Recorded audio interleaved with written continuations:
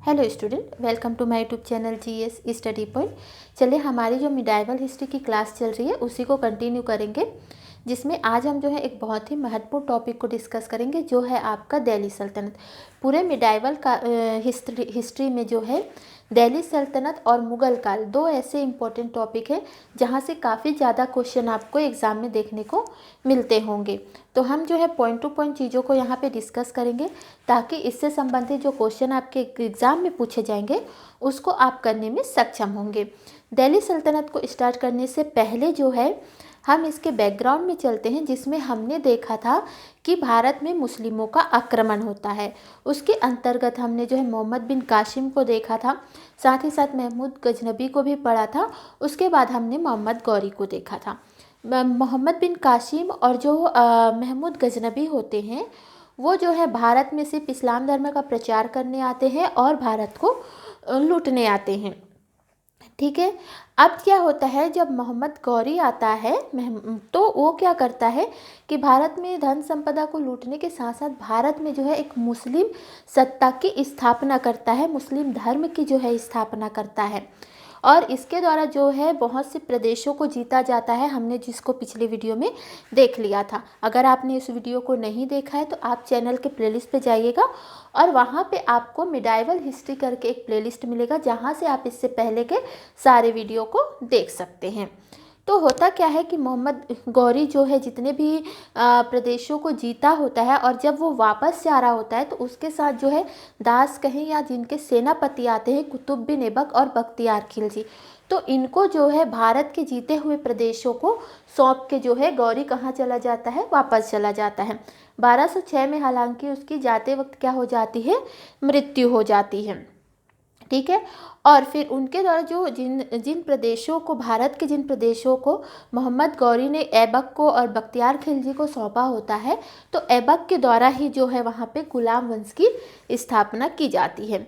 इसको सल्तनत काल इसलिए कहा जाता है कि इसमें क्या होता है कि जितने भी शासक आते हैं, ठीक है, वो सुल्तान की उपाधि धारण करते हैं, खलीफा से परमिशन लेते हैं और सुल्तान की उपाधि धारण करके जो है क्या करते हैं, शासन करते हैं। ठीक है, और ज़्यादातर जो शासक होते हैं वो दिल्ली से ही जो है अपना सारा शासन करते हैं, इसलिए इसको दिल्ली सल्तनत कहा जाता है। और सुल्तान की उपाधि धारण करने की वजह से ही जो है इसको सल्तनत काल कहा जाता है। तो चलिए अब जो है हम देखते हैं पॉइंट टू पॉइंट चीज़ों को। तो सबसे पहले हमने देख लिया कि दिल्ली सल्तनत जो है क्यों कहा जाता है। उसके बाद हमने देखा सल्तनत काल क्यों कहा जाता है। ठीक है, सुल्तान की उपाधि धारण करने की वजह से ही जो है इस काल को जो है सल्तनत काल कहा जाता है। इसके अंतर्गत हम जो है पढ़ेंगे क्या, एक गुलाम वंश पढ़ेंगे। ठीक है, गुलाम वंश जिसकी स्थापना कौन करते हैं, कुतुब बिन ऐबक करते हैं। ठीक है, उसके बाद हम देखेंगे खिलजी वंश को, फिर उसके बाद तुगलक वंश, फिर आपके सैयद वंश को डिस्कस करेंगे और फिर हम लोदी वंश को भी यहाँ पे देख लेंगे। ठीक है, तो ये रहा आपके सल्तनत काल से संबंधित कौन कौन से वंश को हमें यहाँ पे देखना है। यहाँ पे एक चीज़ आपको याद रखना है कि जो है इस वंश को, सल्तनत काल के वंश को जो है सीक्वेंस में लगाने को पूछा जाता है, तो इसको भी आपको ध्यान रखना है। सबसे पहले गुलाम वंश आया था, उसके बाद जो है खिलजी वंश है, फिर तुगलक वंश, फिर सैयद वंश और फिर लोदी वंश। ठीक है, अगर आप जो है टाइम पीरियड अगर आप याद नहीं रखेंगे तो भी चलेगा, लेकिन आपको इसको सीक्वेंस में याद रखना है। और सल्तनत काल का टाइम होता है 1206 ईस्वी से 1526 ईस्वी तक। इससे 26 ईस्वी में जो है बाबर आते हैं और फिर बाबर के द्वारा जो है मुग़ल काल की स्थापना की जाती है।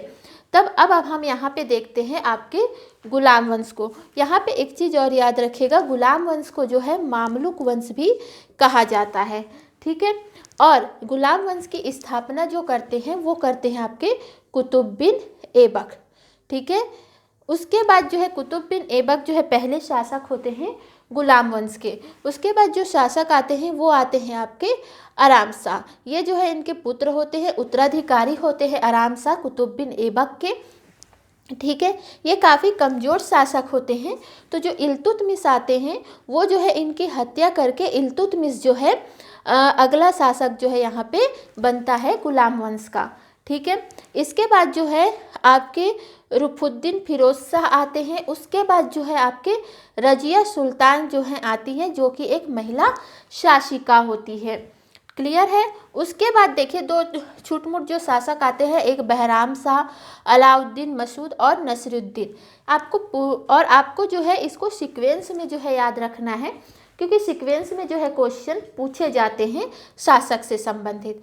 उसके बाद आपका गियासुद्दीन बलबन आता है, फिर कैकूबाद आता है, फिर कैमूर्स आता है। जिसमें आपको इसमें जो है मेन जो शासक आपको याद रखनी है, जिससे डिटेल में आपको पढ़ना है, वो है आपका कुतुब बिन ऐबक को। इल्तुतमिश से काफ़ी क्वेश्चन पूछे जाते हैं, रजिया सुल्तान से पूछे जाते हैं और गियासुद्दीन बलबन से। ये चार ऐसे शासक हैं जहाँ से आपके गुलाम वंश में क्वेश्चन पूछे जाते हैं। और साथ ही साथ यहाँ से जो है स्थापत्य को भी हम देखेंगे। तो चलिए अब देखते हैं सबसे पहले हम कुतुब बिन ऐबक को। ठीक है, तो कुतुब बिन ऐबक जो है गुलाम वंश की क्या करते हैं, स्थापना करते हैं। ये हमने पहले ही देख लिया।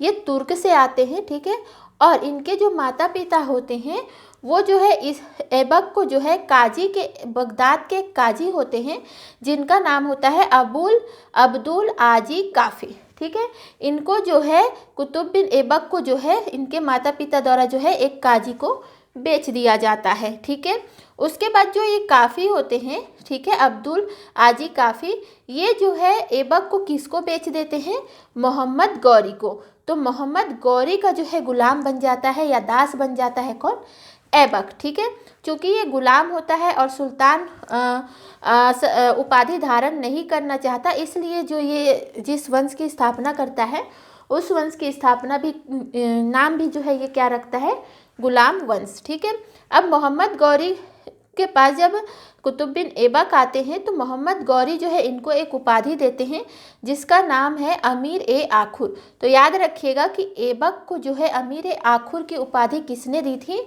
तो मोहम्मद गौरी ने जो है इनको ये उपाधि दी थी। और इन्हीं के साथ जो है 1192 में जो है ये ऐबक जो है भारत आते हैं। ठीक है, और ये गौरी के दास होते हैं। अब देखिए, अब इसके बारे में और क्या क्या पॉइंट जो है आपको कुतुब बिन ऐबक से याद रखना है। सबसे पहले याद रखना है कि इन्होंने जो है गुलाम वंश की स्थापना की थी। राजधानी आपको याद रखना है कि इन्होंने जो है अपनी राजधानी किसको बनाई थी, तो लाहौर को।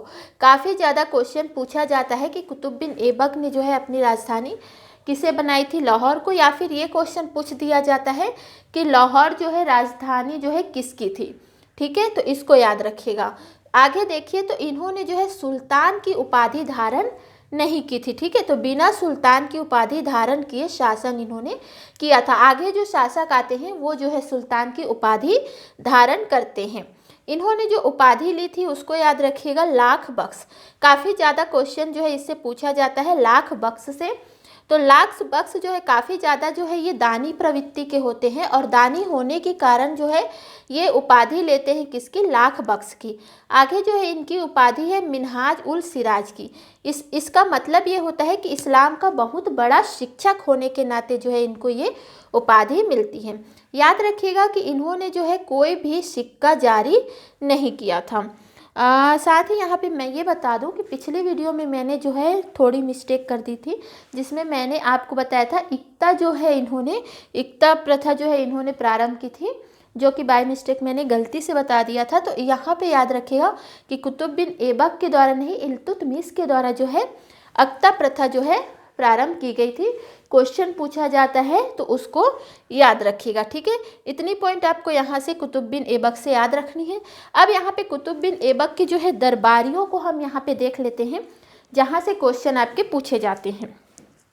तो देखिए, सबसे पहले इनके दरबारी में आपको याद रखना है हसन निजामी। ठीक है, इनकी एक बुक है ताजुल मासिर, जो कि किस में लिखी गई है, तो अरबी भाषा में लिखी गई है। ठीक है, अब यहाँ से एक क्वेश्चन बहुत इंपॉर्टेंट है जहाँ पूछा जाता है कि कुतुब बिन ऐबक की मृत्यु से संबंधित। ठीक है, तो 1210 में जो है चौगन, जिसको हम पोलो भी कहते हैं, तो पोलो खेलते समय क्या होते हैं, ये जो है घोड़े से गिर जाते हैं, जिससे जो है इनकी मृत्यु हो जाती है।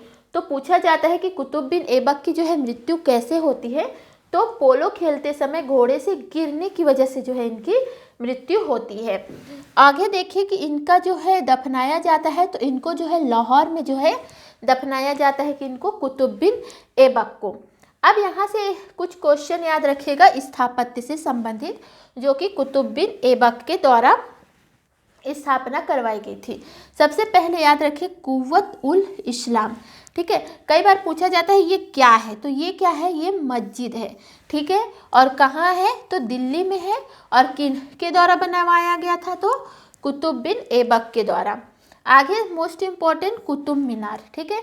कुतुब मीनार जो है 1199 में जो है कुतुब बिन ऐबक के द्वारा जो है इसकी नींव रखी गई थी, जिसको आगे जो है पूरा किसने करवाया था, तो इल्तुतमिश ने जो है इसको पूरा करवाया था कुतुब मीनार को, ठीक है। आगे देखते हैं अढ़ाई दिन का झोपड़ा, मोस्ट इम्पॉर्टेंट। अढ़ाई दिन का झोपड़ा क्या है, तो ये जो है मस्जिद है। कहाँ है, तो अजमेर में है, ठीक है। और इसको जो है बनवाया किसने था, तो कुतुब बिन ऐबक ने, ठीक है। अब जब इनकी मृत्यु हो जाती है तो इनके जो है पुत्र होते आराम शाह, ठीक है। ये जो है ऐबक के क्या होते हैं, उत्तराधिकारी होते हैं। ज़्यादा इसमें कुछ भी याद नहीं रखना है क्योंकि ये काफ़ी कमज़ोर शासक होते हैं, ज़्यादा टाइम तक ये जो है रहते नहीं हैं। इनकी जो है मृत्यु जो है मतलब इल्तुतमिश के द्वारा जो है इनकी हत्या कर दी जाती है आराम शाह की, और अगला शासक जो है कौन बन जाता है आपका, इल्तुतमिश। तो इतनी चीज़ें याद रखिएगा। नेक्स्ट वीडियो में हम जो है इल्तुतमिश और रजिया सुल्तान को डिस्कस करेंगे और गियासुद्दीन बलबन को। नेक्स्ट वीडियो में हम जो है गुलाम वंश को कंप्लीट कर लेंगे, उसके बाद जो है हम खिलजी वंश को देखेंगे। तो अगर वीडियो पसंद आया हो, कंटेंट पसंद आए हो, तो वीडियो को लाइक ज़रूर कीजिएगा, जिससे जो है मुझे मोटिवेशन मिलता रहता है कि मैं आपके लिए अच्छे से अच्छा वीडियो लेकर आऊँ। और कमेंट करके ज़रूर बताइएगा कि काम आपको कैसा लग रहा है। तो चलिए वीडियो यहीं ख़त्म करते हैं। Thank you for watching.